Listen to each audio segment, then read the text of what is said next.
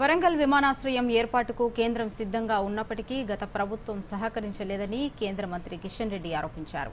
హైదరాబాద్లో ఆయన మీడియాతో మాట్లాడారు. ఎయిర్పోర్ట్ల నిర్మాణానికి అవసరమైన భూమిని కేటాయించాలని కేంద్ర ప్రభుత్వం అడిగినప్పటికీ బీఆర్ఎస్ ప్రభుత్వం స్పందించలేదన్నారు.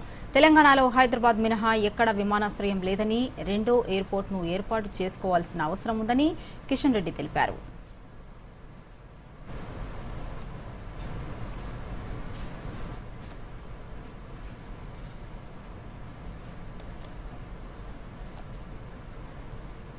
అహ్మదాబాద్ రైల్వే స్టేషన్ కూడా రీడెవలప్మెంట్ చేస్తా ఉన్నాం మన సికింద్రాబాద్ లాగా.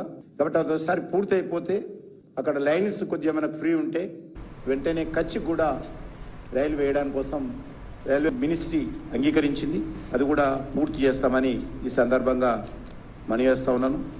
ఎంఎంటీఎస్ సెకండ్ ఫేసు అభివృద్ధిలో రాష్ట్ర ప్రభుత్వం కూడా భాగస్వామ్యం ఉంటామని చెప్పి ఎంఓయూ చేసుకొని కూడా వాళ్ళు దాన్ని కట్టుబడి ఉండకపోతే ప్రధానమంత్రి గారు పెద్ద మనసుతో రాష్ట్ర ప్రభుత్వం ముందుకు రాకపోయినా, ఇచ్చిన మాట మీద నిలబడకపోయినా ఆయన స్వయంగా హైదరాబాద్ వచ్చి మన సికింద్రాబాద్ పరేడ్ గ్రౌండ్ నుంచి ఎంఎంటీఎస్ సెకండ్ ఫేజ్ను కూడా ప్రారంభించిన విషయం మీకు అందరికీ తెలుసు.